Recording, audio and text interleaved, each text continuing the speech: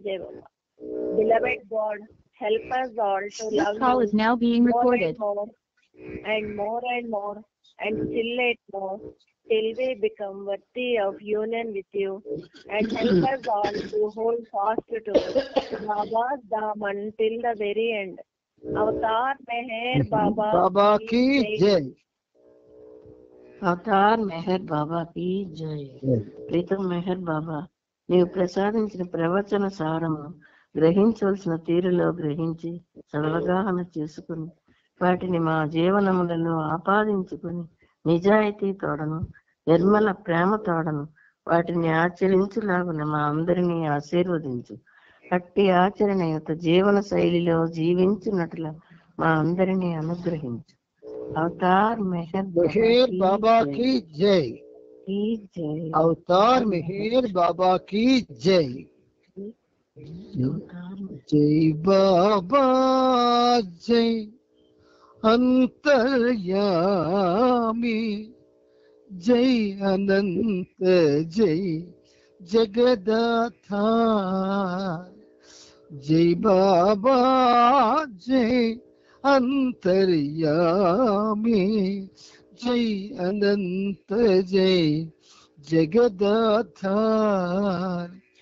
पूर्ण ब्रह्म सनातन स्वामी, पूर्ण ब्रह्म सनातन स्वामी, अखिल विश्व के पालनहार, अखिल विश्व के पालनहार। जय बाबा जय अंतर्यामी, जय अनंत जय जगदाधार। బాబా యొక్క ఆశీర్వాదంతో ఈ 10 చరణాలు మనం చెప్పుకున్నాం. ఇప్పుడు ఈ రోజు ఒక 2 చరణాలు చెప్పుకుందాం. मर्यादा के राखन हित तुम, मर्यादा पुरुषोत्तम बनाए। मर्यादा के राखन हित तुम, मर्यादा पुरुषोत्तम बनाए।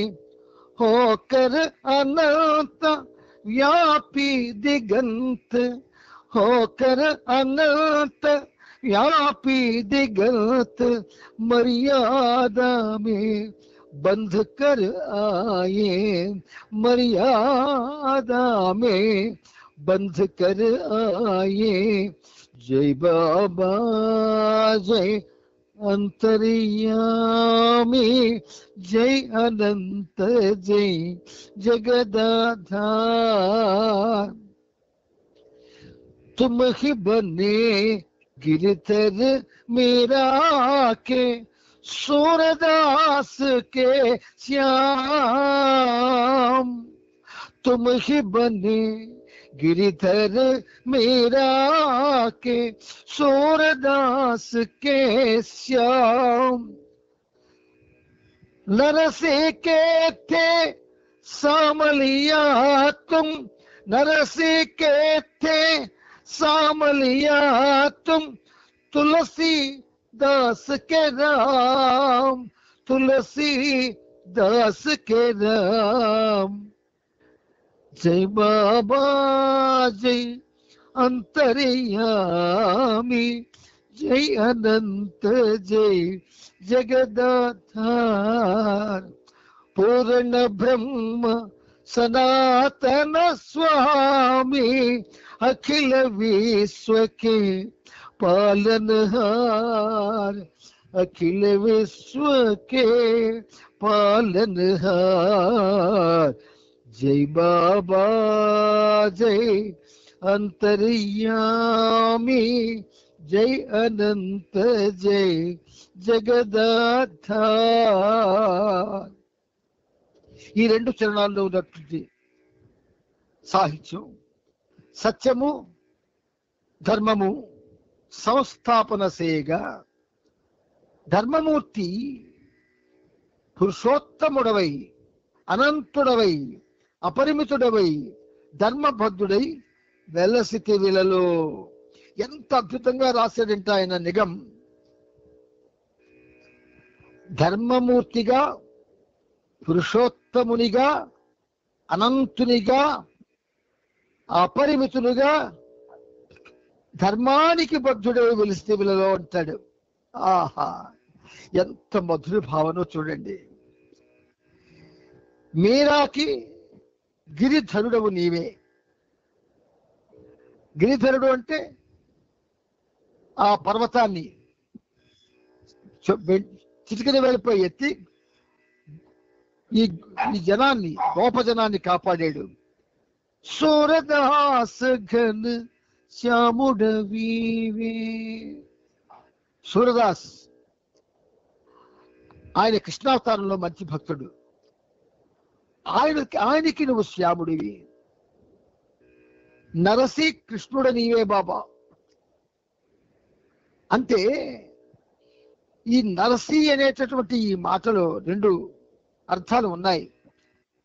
ఒకటి, తాను లీలామానుష చోరునిగా అవతరించాడు అన్నది ఒక అర్థమైతే, ఈ నరసి అనేటటువంటి ఒక భక్తుడు ఉండేవాడు. ఆయన యొక్క కృష్ణుడు నీవే అన్న రెండో అర్థం. తులసీదాస్ కి రాముడవు నీవే బాబా అని మరొక అర్థం. అంటే హృదయంలో ఆ ప్రభు ఇలా వెలుగుతూ ఉంటే, హృదయంలో వెలుగుతూ ఉంటే, ఆ వెలుగు బయటికి రాకపోయినా దాని వెచ్చని, నిలువెచ్చని ఆ అనుభవాన్ని ఆ ప్రేమికుడు పొందుతాడు, ప్రేమికురాలు పొందుతుంది. అది మనకు తెలియదు. ఒక్కొక్కసారి సహవాసంలో వెళ్ళినప్పుడు జరుగుతుంది అది. సహవాసంలో కూర్చున్నప్పుడు పొరపాటున మనం కానీ గుండె మీద చెయ్యి వేస్తే గుండెంతా కూడా వేడెక్కిపోయి ఉంటుంది. అంటే మీ ఇన్వాల్వ్మెంట్ 100కి 100 పాళ్ళు ఉన్నట్టు. అందుచేత బాబా మనకి ఈ అద్భుతమైన విషయాలు ఎవరు చెప్తారు? ఆయన వ్యక్తుల్లో దూరి వాళ్ళ హృదయాల్ని దోచుకొని వాళ్ళలో లేనటువంటి సాహిత్యాన్ని ప్రవేశపెట్టి ఒక విధంగా సహజ జ్ఞానాన్ని ఇచ్చి వాళ్ళ చేత మనకి ఆ ప్రభు అందజేస్తున్నాడు. ఎంత అదృష్టవంతులమో చూడండి. అంచేత ఇవి 40 చరణాలు. మనం 12 చరణాలు ఆల్రెడీ చెప్పుకునే భాగ్యం మనం పొందాం. అవతార్ మెహర్ బాబా కీ జై, అవతార్ మెహర్ బాబా కీ జై, అవతార్ మెహర్ బాబా కీ జై. మనం ఈ సహజీవనం అనే కార్యక్రమాన్ని మనం చేసుకోగలగడానికి అవకాశం ఆయన ఇచ్చాడు.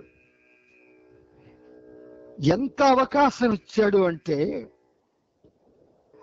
ప్రవచనాలు, జీవిత చరిత్ర చెప్పుకునే అవకాశం ఇచ్చాడు ఆయన.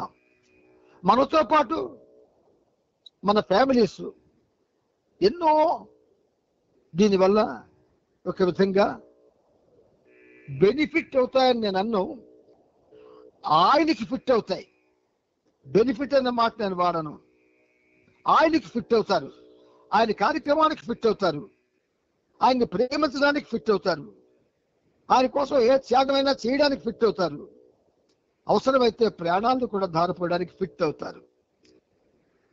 అంచేత బెనిఫిట్ అన్న మాటలో ఉన్న ఫిట్ ఇట్ ఇస్ నాట్ ఒక రకమైనటువంటి భౌతికమైన అర్థాన్ని ఇవ్వదు. ఆధ్యాత్మికంగా చాలా ఉన్నతమైన అర్థాన్ని ప్రసాదిస్తుంది అది. ఇప్పుడు మనం అంచేత ఇటువంటి అద్భుతమైన అవకాశాన్ని మనకు ప్రసాదించి మన మీద ప్రేమ చూపిస్తున్న ఆ ప్రీతులకు ఏటిస్తాం. మనందరి తరపున, యావత్ భక్త కోటి తరపున,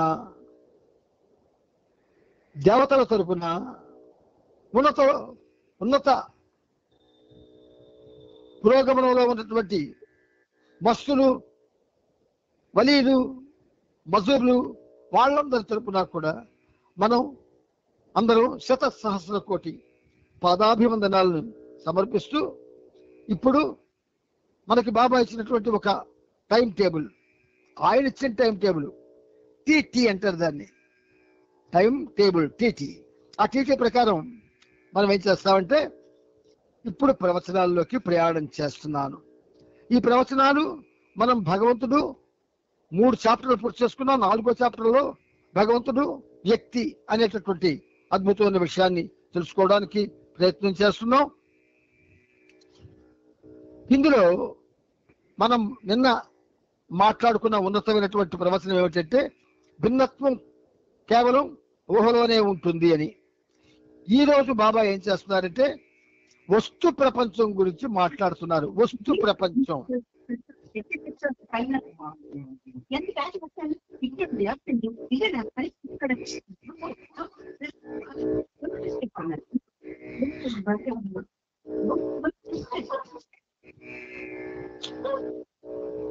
వస్తు ప్రపంచం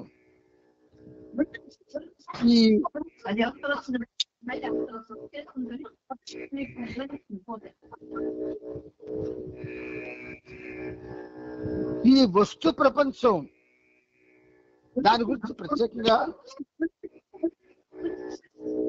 ఆయన శ్రద్ధ తీసుకొని చెప్తున్నారంటే దానికి కారణం ఉంది. ఆ కారణం ఇప్పుడు మనకి ఈ పేరాలో తెలుస్తుంది.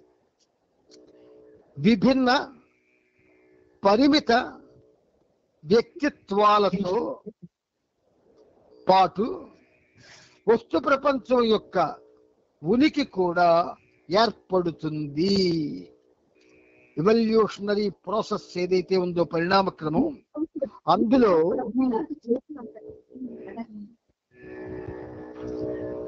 విభిన్న పరిమిత వ్యక్తిత్వాలతో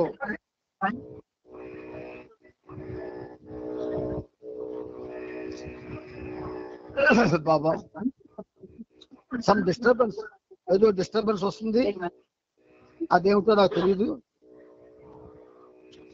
విభిన్న పరిమిత వ్యక్తిత్వాలతో పాటు ప్రపంచం యొక్క ఉనికి కూడా ఏర్పడుతుంది.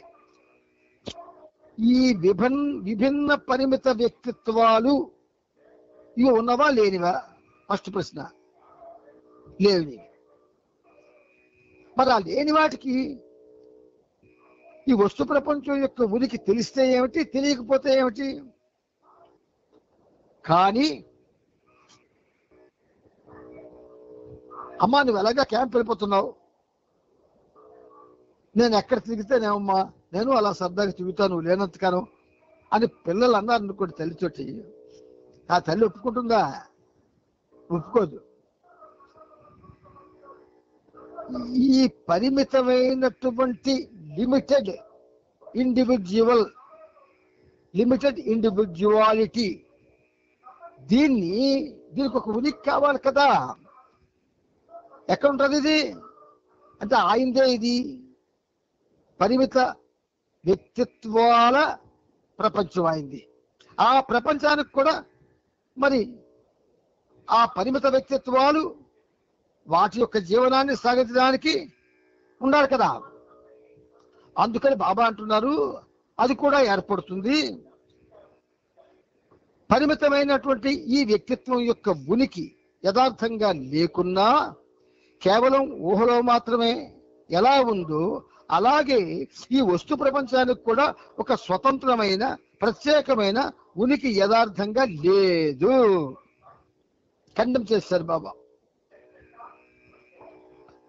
మానవుడికి ఎలాగైతే ఊహలో వ్యక్తిత్వం యొక్క ఉనికి ఉన్నదో అలాగే ఈ వస్తు ప్రపంచం యొక్క ఉనికి కూడా యథార్థంగా లేదంటున్నాడు ఆయన. అయితే ఈ ప్రకృతి అంతా ఏమిటి?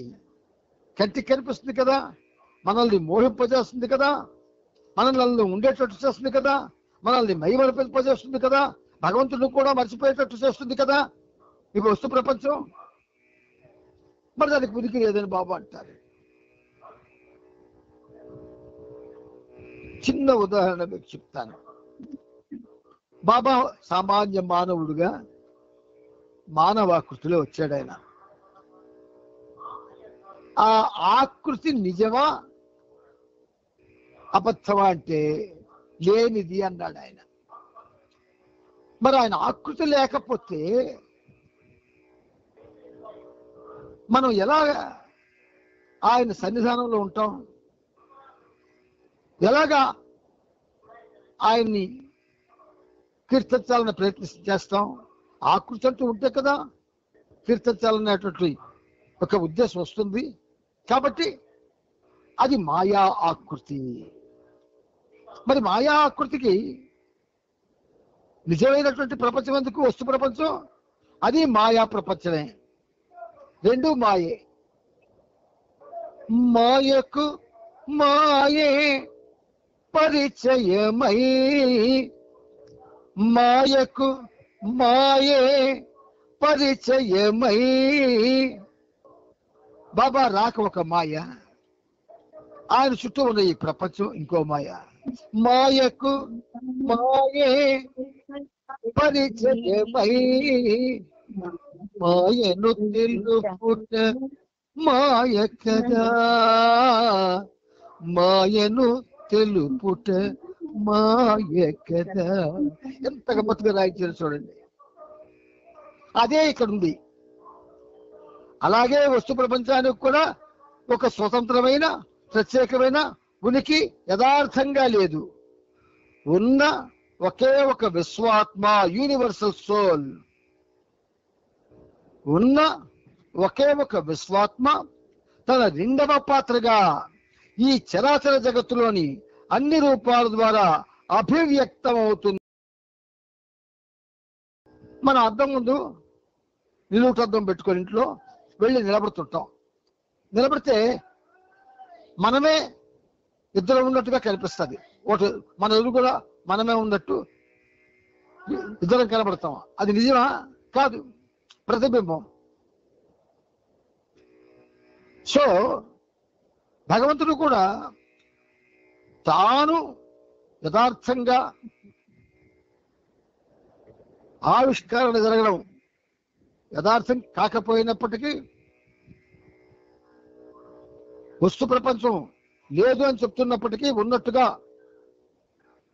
అనిపింపజేసి కనిపింపజేసి అందులో ఆయన మానవ రూపంలో చేసే ప్రయాణానికి అనుగుణ్యమైనటువంటి లేని ఉనికిని ఆయన ఆవిష్కరించారు, ప్రతిపాదించారు. కనుక ఆత్మ ఇక్కడ ఇది రెండవ పాత్ర అన్నారు. ఒకటి విశ్వాత్మ మొదటి పాత్ర, రెండవది ఇది.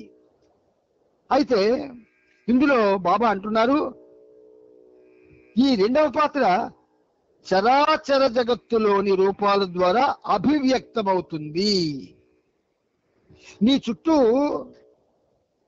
జంతుజాలం ఉన్నాయి, పక్షులు ఉన్నాయి, జలసరాలు ఉన్నాయి, వాయుచరాలు ఉన్నాయి, ఇన్నున్నాయి. జంతువులు కూడా రకరకాలు. ఇవన్నీ కూడా ఏమిటి? పరిణామ క్రమంలో ఆయన అనంత ఊహ నుండి వచ్చినవి. ఊహ నుండి వచ్చిన నిజం ఎలాగవుతుంది? కాదు.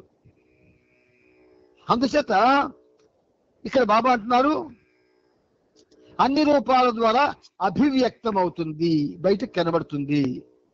ఆత్మ మాయలోనికి దిగి రాగానే, ఆత్మ మాయలోకి దిగి రాగానే, అంటే ఎప్పుడైతే మానుష జన్మ లభిస్తుందో అప్పుడు ఏం జరుగుతుంది? భిన్న రూపాల అస్తిత్వాన్ని, దాని పరిమితులను తనకు ఆపాదించుకుంటుంది. మనం సినిమా హాల్లో వెళ్తాం సినిమా చూడడానికి. సినిమాతో వేరుగా ఉండం. ఆ తెరతో మనం ఒక విధంగా చెందాలి అంటే ఆ తెరతో మమేకం అవుతాం. ఆ తెర మీద వస్తువులతో మమేకం అవుతాం. ఆ తెర మీద జరుగుతున్న సంఘటనలతో మమేకం అవుతాం. అక్కడ వింటున్నటువంటి పాటలతో మమేకం అవుతాం. అక్కడ జరుగుతున్న యుద్ధాలతో మమేకం అవుతాం. ఒకటి what not A to Z అని మమేకం అవుతాం. మనం మమేకం అయినప్పుడే ఏకాగ్రత వస్తుంది. గుర్తుంచుకోండి. మీరు సినిమా హాల్లో ప్రతి సంఘటన, ప్రతి చిన్న పెద్ద అన్ని విషయాలతో మమేకం అవుతారు. అది బాబా దగ్గర కారు. మనందరం కూడా అంతే. సినిమా హాల్లో 100 రూపాయలు టికెట్ ఇచ్చి లోపలికి వెళ్ళి ఎవడో మూతికి పెయ్యికి బుట్ట కట్టినట్టు మన మూతికి ఎవడ కట్టేస్తాడా బుట్ట? మన మెదడుకి ఎవడైనా ఆఫ్ చేసేస్తాడా? మన ఆనందానికి ఆఫ్ చేస్తాడా? కానీ మనం కంప్లీట్ గా తెర మీద కాన్సన్ట్రేట్ అవుతాం. బాబా సెంటర్లో ఎప్పుడైనా బాబా కల కాన్సన్ట్రేట్ అవుతున్నాము మనం? ఏది అడ్డొచ్చింది మనకి? ఇక్కడ 2:30 గంటల సమయాన్ని నిన్ను నువ్వు మర్చిపోయి ఆనందిస్తావు. మరి 2:30 గంటల్లో అంత మమేకం అవుతున్నావే. ప్రతి వాళ్ళం బాబా ఫోన్లోకి వచ్చి ఎన్ని ఏళ్ళు అయిందో ఒక్కరోజు అన్ని గ్యాప్ ఉన్న మమేకం పూర్తిగా బాబాతో అయినట్టు మనకున్నదా? ఒక్కరోజు బాబాతో నేను పూర్తిగా మమేకమై ఉన్నానని లేను. ఇది భౌతికం, అది ఆధ్యాత్మికం. అందులో మనం మమేకం కావడానికి ఇష్టపడం. ఈ ఇష్టపడకపోవడం అనేది ఏమిటి? మన బలహీనతలకి ఒక చక్కటి నిదర్శనం. అందుచేత అభివ్యక్తం అవుతుంది. ఆత్మ మాయలోనికి దిగి రాగానే భిన్న రూపాల అస్తిత్వాన్ని, దాని పరిమితులను తనకు ఆపాదించుకుంటుంది. ఆత్మ తనకు తానుగా పరిమితులకు లోడు చేసుకోవడం చైతన్యపు పవిత్ర పీఠం పై ఆత్మ చేసుకునే బలిదానంగా భావించవచ్చును. ఎంత కాస్ట్లీ మాట వాడారు చూడండి.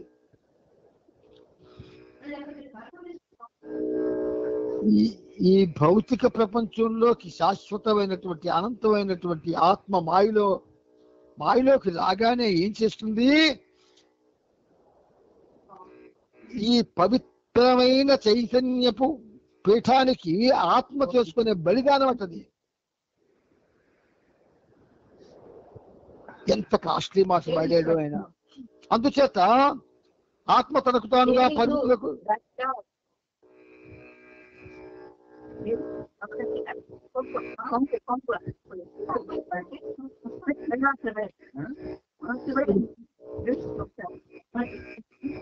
నో డిస్టర్బెన్స్ వస్తుందమ్మా తల్లి, కొంచెం జాగ్రత్తగా వాచ్ చేయండి. ఆ డిస్టర్బ్ రాకుండా చేయండి అమ్మా. ఈ 1 hour లో ఆత్మ తనకు తానుగా పరిమితులకు లోను చేసుకోవడం చైతన్యపు పవిత్ర పీఠంపై ఆత్మ చేసుకునే బలిదానంగా భావించవచ్చును.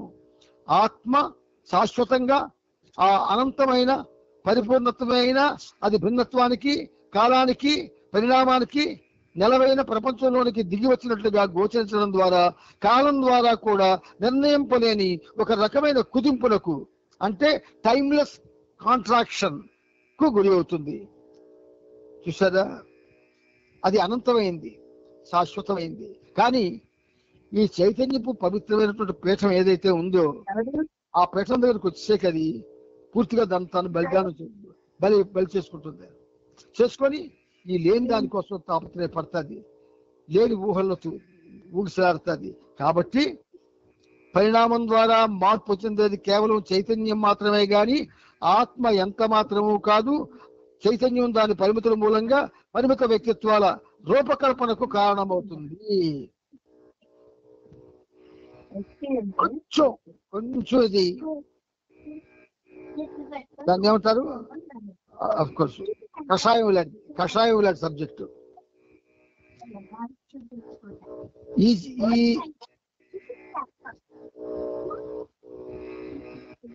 రోజు ఈ సహజీవనంలో మనం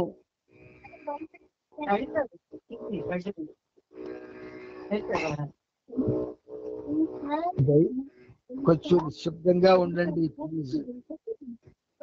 నాకు ఆయన దగ్గర నుంచి, బాబా దగ్గర నుంచి నాకు అందే విషయం చైతన్యం మాత్రమే గాని దాని పరిమితుల మూలంగా పరిమిత వ్యక్తిత్వాల రూపకల్పనకు కారణమవుతుంది అని ఈ లాస్ట్ సెంటెన్స్ లో చెప్పారు. మీకు నేను రోజు అభ్యర్థిస్తూనే ఉన్నాను, ఎవరికైనా ఏదైనా తెలియకపోతే అడగండి అని. ఎందుకు అలాగా అనవలసి వస్తుందంటే, నేనేం పండితుడిని కాను. నా ద్వారా మీకు మాట్లాడుకుంది, నా ద్వారా వివరాలు ఇస్తున్నది బాబాయే. అది ఎలా సాధ్యము?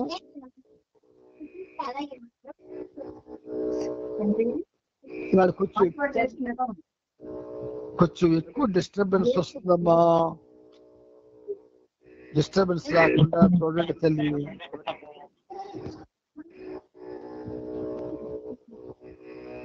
జై బాబా, అందరూ మ్యూట్ లో పెట్టుకోండి. జై బాబా.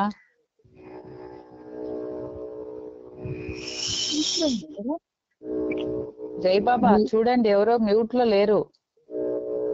అమ్మా మ్యూట్ లో లేరా? మెహరా మ్యూట్ లో లేరని ఎవరో చెప్తూ చూడండి.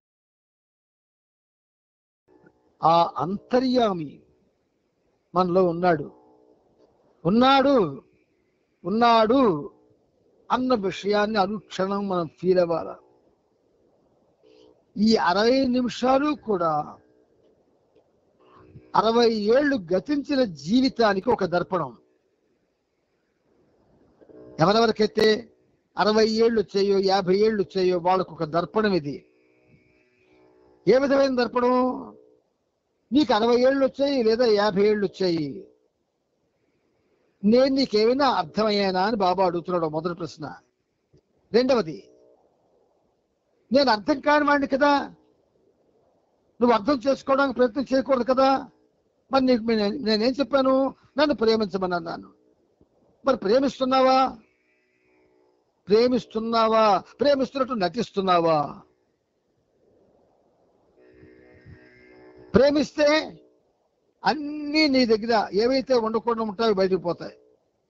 నటిస్తే అన్నీ అక్కడే ఉంటాయి. అదే గుర్తుంచుకోండి. మనలో ఉన్నటువంటివి ఏవైతే ఉండకూడని ఉన్నాయో అవి నెమ్మదిగా బయటికి వెళ్ళిపోవాలా. అవి మనతో ఉంచుకోకూడదు. మాసిపోయిన గుడ్డలను ఇంట్లో ఉంచుతామా? చిరిగిపోయిన వస్తువులను ఇంట్లో ఉంచుతామా? పారిస్తాం కదా. అలాగే చైతన్యం చుట్టూ ఉండి ఇన్నాళ్ళు నిన్ను నడిపించి నీ బుద్ధిని వక్రం చేసి నిన్ను సత్యపదం వైపు కాక అసత్యం వైపు మళ్ళించినటువంటి అవన్నీ కూడా బయటకు పోవాలి. నెమ్మదిగా మహామౌనమూర్తి నీ ప్రీతముడు మహామౌన యోగాన్ని చేపట్టి మహామౌన యోగం ద్వారా నీ యొక్క ఆధ్యాత్మిక ప్రయాణాన్ని మలసాలి అన్న ఒకే ఒక లక్ష్యంతో వచ్చాడు ఆయన. ఆ లక్ష్యానికి మనం చేయూతివ్వాలి. తండ్రి, మేమంతా రెడీగా ఉన్నాం, మాకు అవకాశం ఇవ్వాలి. మనం అడగవలసిన దానికి ఈ సహవాసులు, ఈ సంకీర్తనలు, ఈ కల్చరల్ ప్రోగ్రామ్స్, ఈ స్పీచ్లు కావు. ఆయనకి అడగవలసింది ఏమిటి? గాడ్ రియలైజేషన్, స్వాత్మానుభవం. ఆ స్వాత్మానుభవం అడిగితే కదా ఇస్తాడు. దాని యందు నీకు విపరీతమైన వ్యామోహం ఉంటే కదా దానికి ఏదో ప్రయత్నం ఆయన చేస్తాడు. లేకపోతే ఎందుకు చేస్తాడు? ఏమీ లేదు.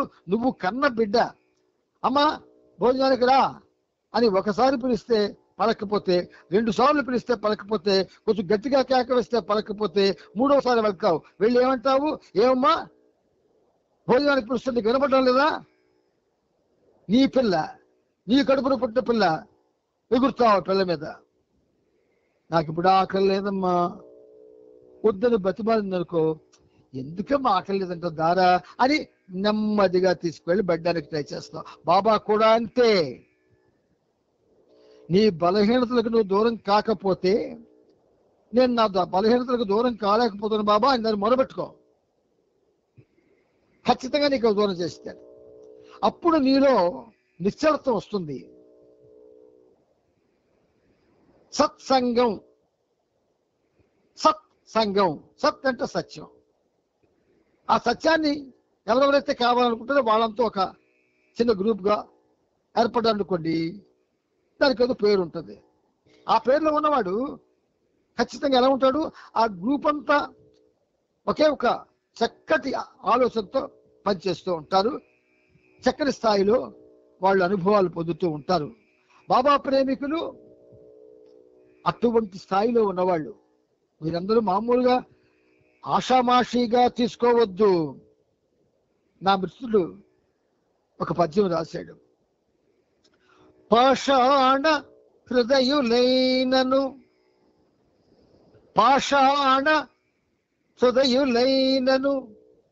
కాషాయాంబర ధరులగు కపటపు యతులున్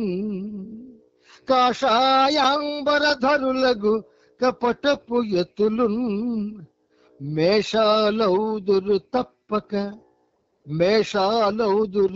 తప్పక ఆషామాషికి నీదు నామము తలపన్.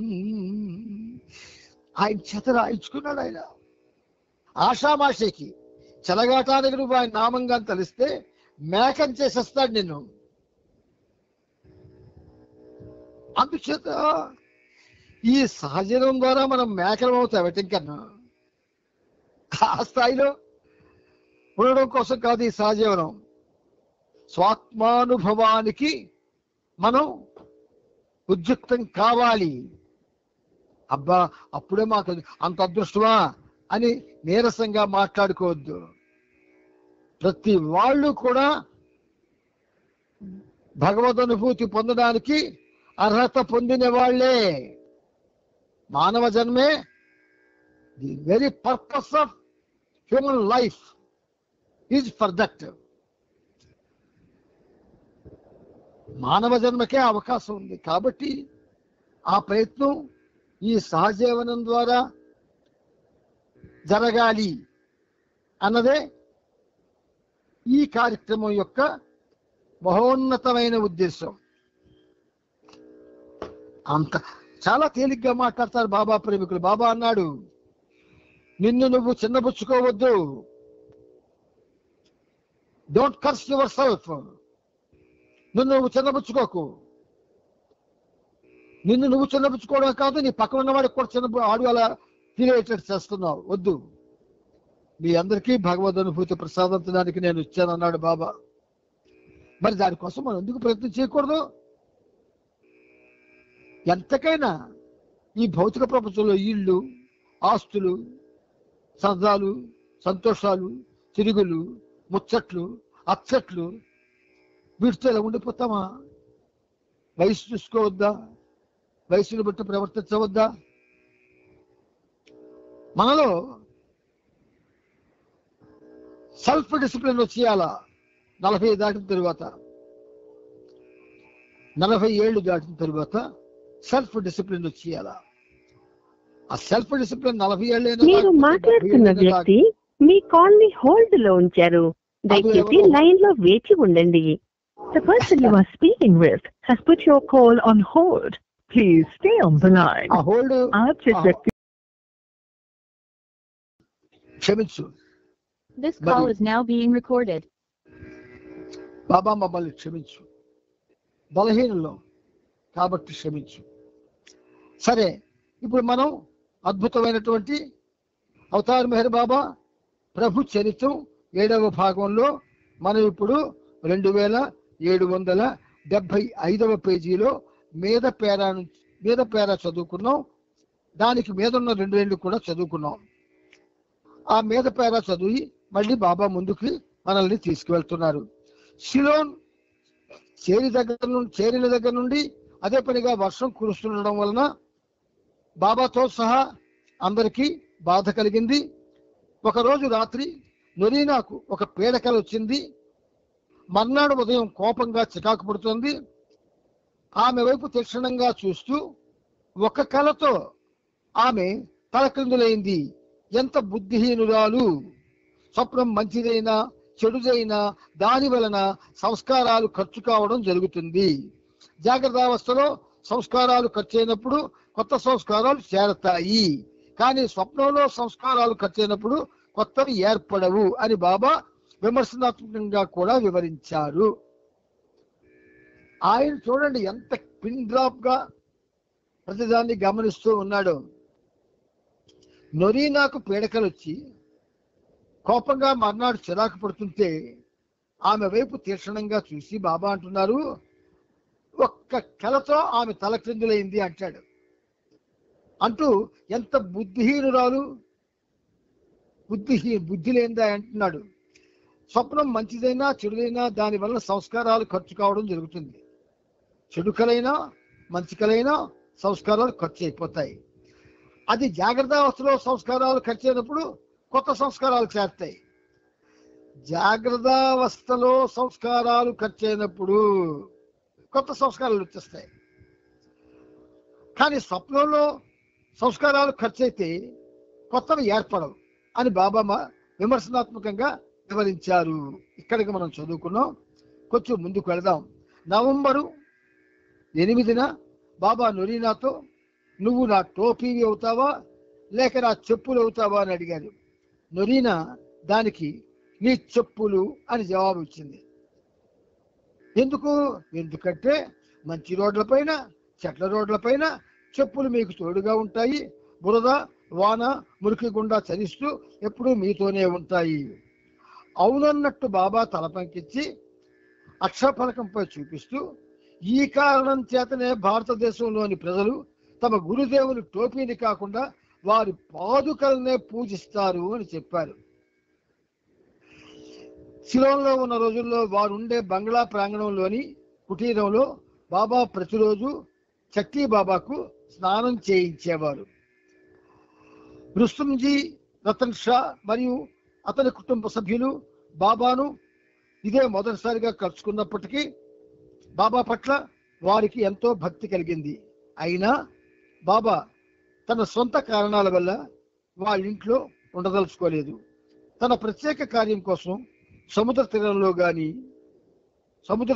నీళ్లు గాని దగ్గరలో సరస్సు గాని సెలయేరు గాని ఉన్న కొండపైన ఇల్లైనా కావాలని బాబా సూచించారు. అందువల్ల సిలోన్ చేరిన మరుక్షణం మరొక బంగ్లా కోసం అన్వేషణ మొదలైంది. సిలోన్లో వస్తువుల కోసం వెతుకుతున్న కాకా కూడా బంగ్లా అన్వేషణలో చాంజీకి విష్ణుకి సాయపడ్డాడు. పురుష మండలి సభ్యులు ఎన్నిక చేసిన 4 బంగ్లాల్లో ఒకటి ఎంపిక చేసేందుకు నవంబర్ 9 ఉదయాన ఎలిజబెత్ రానో కిట్టీలతో కలిసి బాబా కేండి అనే పట్టణానికి వెళ్ళారు. ఏమీ నచ్చకపోవడంతో వారు సాయంకాలానికి తిరిగి వచ్చారు. అన్వేషణ కొనసాగుతూనే ఉంది. చాంజీ తనకు చెప్పిన కథను బాబా ఆ రాత్రి స్త్రీలకు ఇలా చెప్పారు. ఒక కార్యాలయంలో పనిచేస్తున్న నా భక్తుడు ఒకడు అకస్మాత్తుగా గుడ్డివాడయ్యాడు. అతని దీనస్థితికి కుటుంబ సభ్యులంతా విచారంలో మునిగిపోయారు. కంటి చూపును పరీక్షించే వైద్యుని వద్దకు తీసుకెళ్లి చికిత్స చేయించారు. కానీ ఫలితం లేకపోయింది. ఓర్పుతో జీవితం సాగించమని అతనికి సలహా ఇవ్వడం తప్ప ఎవరూ ఏమీ చేయలేకపోయారు. చాంజీ అతని వద్దకు వెళ్ళటం జరిగింది. ఆ వ్యక్తికి చాంజీ యందు విశ్వాసం ఉన్నట్టు చాంజీకి తెలుసు. బాబా లాకెట్టును నీళ్లలో ఉంచి ఆ నీటిని కండ్లకు రాయమని సలహా ఇచ్చాడు. ఇంకే విధమైన చికిత్స కోసం వెళ్లకుండా ఆ వ్యక్తి ఆ సలహాను విశ్వాసంతో పాటించసాగాడు. బాబా లాకెట్టును నీళ్లలో ఉంచి ఆ నీటిని కండ్లకు రాయమని సలహా ఇచ్చాడు చాంజీ. ఆయన విశ్వాసంతో అది పాటించాడు. అది వరకు చెప్పిన మందులను కూడా వాడడం మానేశాడు. నా లాకెట్టు నీళ్ల గ్యాసులో అతను వేసినప్పుడు చాంజీ అక్కడే కూర్చున్నాడు. కాసేపు అయ్యాక అతను ఆ నీటిని తలకు రాసుకున్నాడు. ఆ తరువాత 2 గంటల సేపు చాంజీ అతనితో పాటే ఉన్నాడు. ఉన్నట్టుండి ఆ వ్యక్తి ఒక నల్లని చుక్కను చూశాడు. దానిలో నేను అతని వైపు నడుచుకుంటూ వస్తున్నట్టుగా అతను కనబడింది. తను చూస్తున్న విషయం చాంజీకి చెప్పగా చాంజీ అమితంగా సంతోషపడ్డాడు. మన్నాడు చాంజీ అతన్ని చూడడానికి మరొకసారి వెళ్ళాడు. అతని కంటి చూపు వృద్ధి పొందుతూ వస్తుంది. నా చెంతకుడా, నిన్ను మసగ్గా చూడగలుగుతున్నాను అని చాంజీ చెప్పాడు. ఆ తరువాత అతని దృష్టి తొందరగానే మెరుగైంది. 2 రోజుల్లోనే తిరిగి పోస్ట్ ఆఫీస్కి వెళ్ళసాగాడు. డాక్టర్లు ఈ కథ విని చాలా ఆశ్చర్యపోయారు. మూకం కరోతి వాచాలం పంగుం లంఘయతే గిరం. మూగివాడు మాట్లాడతాడు, కుంటివాడు పరిగెడతాడు అని భగవద్గీతలో ఒక దగ్గర రాయబడింది. అవతార పురుషుడి యొక్క సాంగత్యం లభిస్తే జరగంది ఏదీ లేదు. అయితే మనం ఈ కథకు ప్రాధాన్యత ఇచ్చి చాంజీ ఈ ఐడియా ఇచ్చాడు, లాకెట్ నీటిలో పడేసి ఆ నీళ్లు కళ్ళకి రాయమన్నాడు కాబట్టి అది ఫలించింది అనుకుంటున్నాం మనం. కాదు, భగవంతుడి యొక్క ఆయన నిర్ణయంలో, ఆయన ప్రణాళికలో ఎవరికి ఏ విధంగా ఏది జరగాలో, అది ఏ విధంగా మారాలో ఆయన ఆల్రెడీ ప్లాన్ ఆలోచించి ఉంచుతాడు ఆయన. అంచేత చాంజీకి ఆ బుద్ధి పుట్టింది, చెప్పాడు, లాకెట్ నీటిలో పడేసి ఆ నీరు కళ్ళకి రాయమన్నాడు, కళ్ళు మెరుగయ్యేవి. మనమందరం కూడా ఆ ప్రయత్నం చేయకూడదు, ఎందుకంటే అది ఆయనకి మాత్రమే వర్తించింది. సిలోన్లో ఒక బంగ్లా కోసం చేస్తున్న అన్వేషణ కొనసాగుతూ ఉన్నది. గతంలో 1933 జనవరిలో బాబా ఉన్న బండారా వేళ అనే చోటుకు తిరిగి వెళదామని బాబా తన అభీష్టాన్ని వ్యక్తం చేశారు. అక్కడున్న వైస్రాయ్ హౌస్ బాబాకు నచ్చింది, కానీ ఆ ఇంటి యజమాని తల్లి అకస్మాత్తుగా మరణించడంతో గతంలో అద్దెకిచ్చిన ఆ ఇంటి యజమాని మెరీనా కలవలేకపోయింది. ఈ మధ్యకాలంలో బాబా ఆదేశాలను ఆచరించడంలో ప్రతిసారి విఫలమవుతూ బాబాను సంతోషపరచడంలో చాంజీ చాలా గడ్డు పరిస్థితి ఎదుర్కొంటున్నాడు. ఎంత పరధ్యానంలో పడేవాడంటే ఒక్కోసారి కళ్ళజోడు పెట్టుకుని ఉన్నా కూడా ఆ విషయం మర్చిపోయి వాటి కోసం తీవ్రంగా వెతకసాగాడు. కాకా అతన్ని చూసి దేనికోసం వెతుకుతున్నామని అడిగాడు. కళ్ళద్దాల కోసం అని చాంజీ చెప్పగా అవి నీ ముక్కుపైనే ఉన్నాయిగా అని కాకా ఆశ్చర్యపోయాడట. అంటే కళ్ళద్దాలు పెట్టుకున్నా కూడా అది ఉన్నది నా మీద అన్న ధ్యాస అది ఏ విధంగా పోతుందంటే కళ్ళద్దాల గురించి ఆలోచించకపోవడం వల్ల. అలాగే భోంచేస్తూ కొంతమంది వాళ్ళకి ఏదైనా భోజనంలో వస్తువు లేకపోతే ఆ వడ్డించిన వాళ్ళు పిలిచి నాకు ఇది వేయలేదు అని అడుగుతారు. అరే వేసామండి మీరు తినేస్తారని అంటే ఆహా అంటే పాపం వాళ్ళు మళ్ళీ వేస్తారు. అంటే ఇదంతా ఏమిటంటే మరపు యొక్క ప్రభావం. నవంబర్ 11న ఉదయం అల్పాహారం తరువాత బాబాను నొరీనా ఇలా ప్రశ్నించింది, మీరు సిలోన్లో పని చేయాలని తలపెడితే ప్రతిదీ ఎందుకు తప్పుతోన పోతుంది? వాతావరణం చాలా ఘోరంగా ఉంది, ఉండేందుకు మనకు వసతి దొరకడం లేదు, పత్రికల వాళ్ళకి మీరు ఇచ్చిన ఇంటర్వ్యూ విజయవంతం కాలేదు, ఇప్పుడు స్థానికంగా ఉన్న క్రిస్టియన్లు బుద్ధిస్టులు మీకు వ్యతిరేకంగా కార్యక్రమం ప్రారంభించారు అని నొరీనా ప్రశ్నిస్తే బాబా సమాధానం వినండి, నేనిక్కడికి పని మీద వచ్చాను,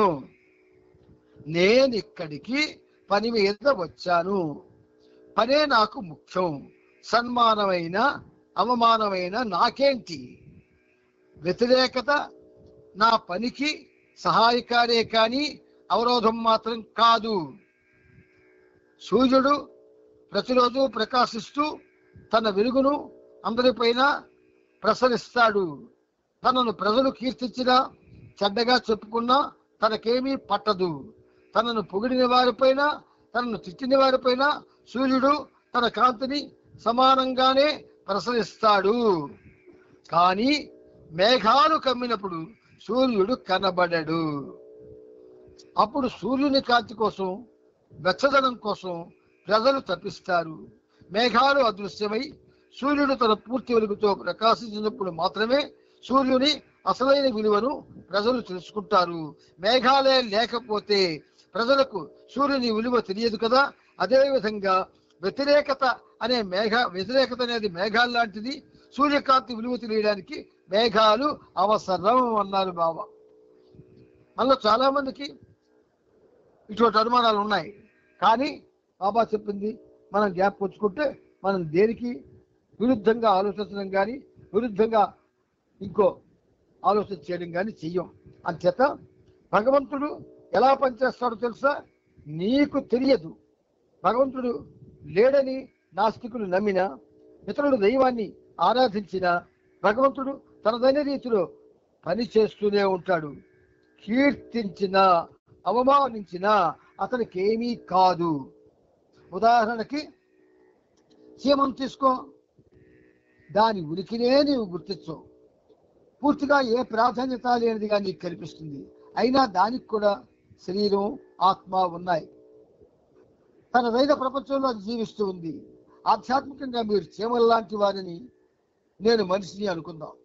ఆధ్యాత్మికంగా మీరు చీమల లాంటి వారిని, నేను మనిషిని అనుకుందాం.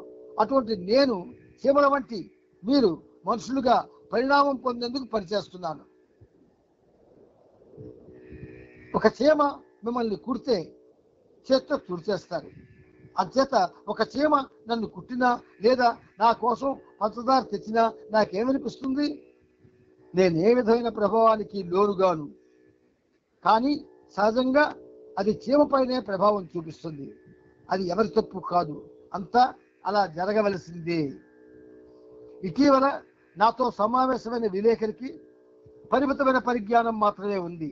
పాపం అతని ఆదుర్ద అంతా ఇంతకాలం నేను మాట్లాడకపోవడం వల్ల నా గొంతు పాడవకుండా ఉండాలనే సత్యానికి ఉన్న విలువ కన్నా ఆ విషయమే ఎక్కువ. అతనికి చింపి అంటే ఛాంజీ అదంతా ఒక చెడ్డ సంకేతంగా చెప్తాడు. దానికి భిన్నంగా అది మంచి సూచన అని నేనంటాను. అయితే ఇది మాత్రం నిశ్చయం, వ్యతిరేకత, ఇది అండర్లైన్ చేసుకోండి మీ అందరూ, వ్యతిరేకత నా పనికి సహాయపడుతుంది. కాబట్టి నా పని కోసం నేను ఇక్కడ ఉంటాను.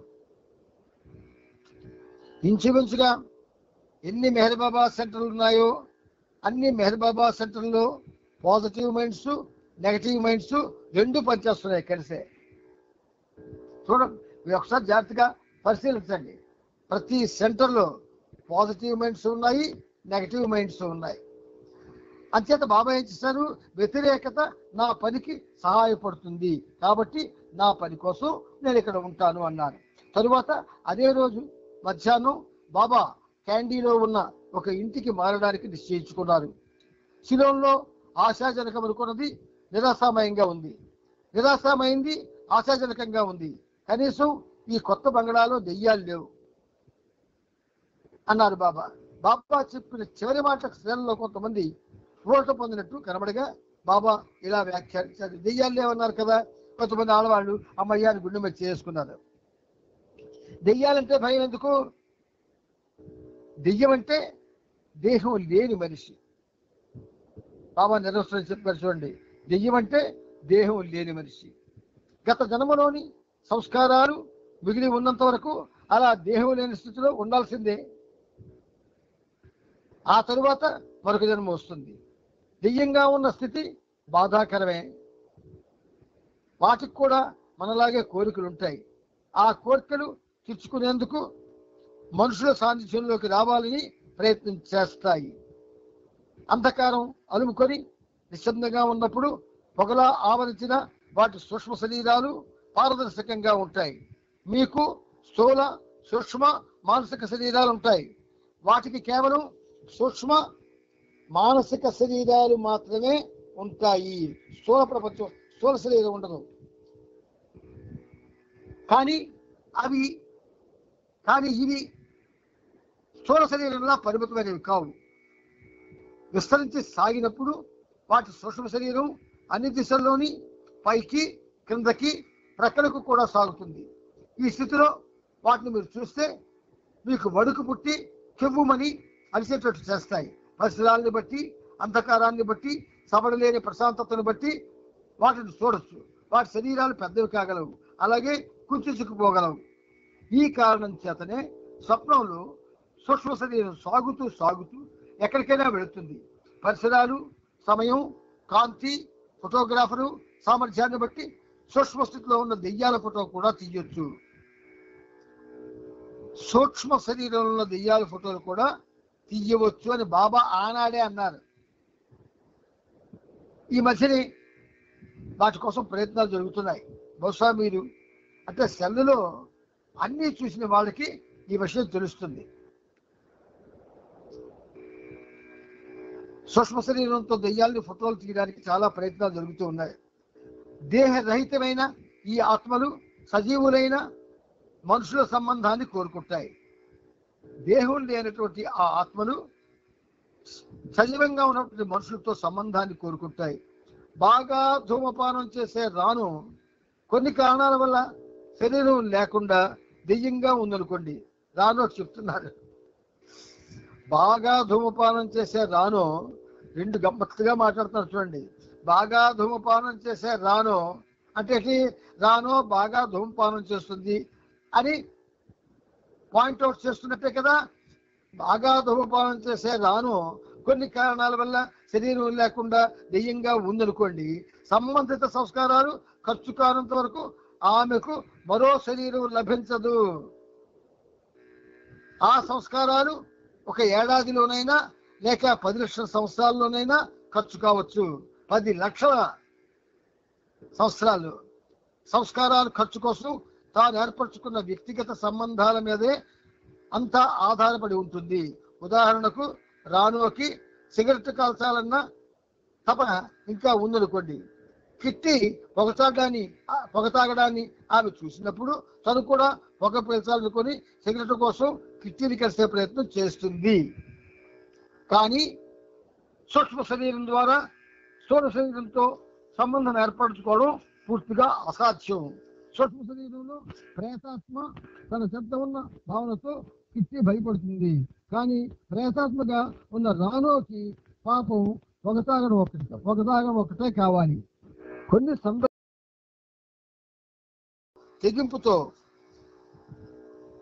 కిట్టి ఎప్పుడు చిన్న కురుకుపాటు పడుతుందా అని ఎదురు చూస్తుంది. కిట్టి అలా నిద్రకి ఒరిగే క్షణంలో ఆమె స్థూల శరీరం ద్వారా రానో పొగ తాగుతుంది. సూక్ష్మ శరీరం ఎటువంటి స్థూల శరీరానికైనా ఎటువంటి స్థూల పదార్థంలోనికైనా ప్రవేశించగలదు. అంటే మీకు రేటర్థం అవుతుంది. ప్రేతాత్మలు మెలకువతో ఉన్న వాళ్ళని లేదా గాఢ నిద్రలో ఉన్న వాళ్ళలో ప్రవేశించలేవు. బాగా నిధుల్లో ఉంటే మాత్రం అవి వాటి శరీరాన్ని ఆక్రమించవచ్చు.